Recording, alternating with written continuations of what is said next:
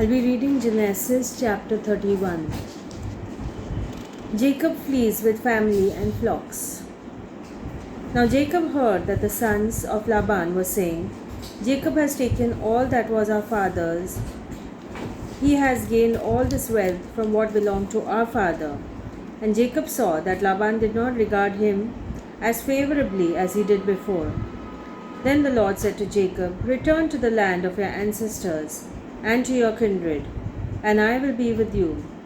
So Jacob sent and called Rachel and Leah into the field where his flock was, and said to them, I see that your father does not regard me as favorably as he did before, but the God of my father has been with me. You know that I have served your father with all my strength, yet your father has cheated me and changed my wages 10 times. But God did not permit him to harm me. If he said, The speckled shall be your wages, then all the flock bore speckled. And if he said, The striped shall be your wages, then all the flock bore striped. Thus God has taken away the livestock of your father and given them to me. During the mating of the flock, I once had a dream in which I looked up and saw that the male goats that leaped upon the flock were striped, speckled, and mottled. Then the angel of God said to me in the dream, Jacob, and I said, Here I am. And he said, Look up and see that all the goats that leap on the flock are striped, speckled, and mottled. For I have seen all that Laban is doing to you. I am the God of Bethel, where you anointed a pillar and made a vow to me. Now leave this land at once and return to the land of your birth. Then Rachel and Leah answered him, Is there any portion or inheritance left to us in our father's house? Are we not regarded by him as foreigners? For he has sold us, and he has been using up that money given for us. All the property that God has taken away from our father belongs to us and to our children. Now then, do whatever God has said to you. So Jacob arose and set his children and his wives on camels, and he drove away all his livestock, all the property that he had gained, the livestock in his profession that he had acquired in Paddan Aram, to go to his father Isaac in the land of Canaan. Now Laban had gone to shear his sheep, and Rachel stole her father's household gods. And Jacob deceived Laban the Aramean, in that he did not tell him that he intended to flee. So he fled all that he had. Starting out, he crossed the Euphrates and set his face toward the hill country of Gilead.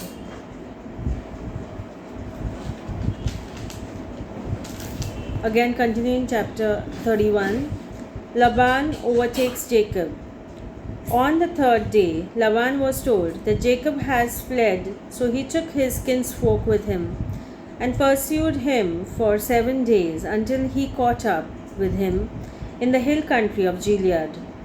But God came to Laban the Aramean, a dream by night, and said to him, Take heed that you say not a word to Jacob, either good or bad.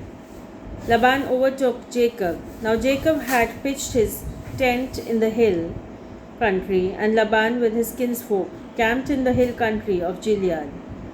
Laban said to Jacob, What have you done? You have deceived me and carried away my daughters like captives of the sword. Why did you flee secretly and deceive me and not tell me? I would have sent you away with mirth and songs and tambourine and lyre. And why did you not permit me to kiss my sons and my daughters farewell? What you have done is foolish. It is my power to do you harm. But the God of your father spoke to me last night, saying, Take heed that you speak to Jacob neither good nor bad. Even though you had to go because you longed greatly for your father's house, why did you steal my gods? Jacob answered Laban, Because I was afraid, for I thought that you would take your daughters from me by force. but anyone with whom you find your gods shall not live. In the presence of our kinsfolk, point out what I have that is yours and take it. Now Jacob did not know that Rachel had stolen the gods. So Laban went into Jacob's tent, and into Leah's tent, and into the tent of the two maids, but he did not find them. And he went out to Leah's tent and entered Rachel's. Now Rachel had taken the household gods and put them in the camel's saddle and sat on them. Laban felt all about in the tent and did not find them. And she said to her father, Let not my lord be angry, that I cannot rise before you, for the way of women is upon me. So he searched but did not find the household gods. Then Jacob became angry and upbraided Laban. Jacob said to Laban, What is my offense? What is my sin that you have hotly pursued me? Although you have felt about through all my goods, what have you found of all your household goods? Set it here before my kinsfolk and your kinsfolk, so that they may decide between us two. These 20 years I have been with you. Your eyes and your female goats have not miscarried, and I have not eaten the rams of your flocks. That which was torn by wild beasts I did not bring to you. I bore the loss of it myself, of my hand. You required it, whether stolen by day or stolen by night. I was like this with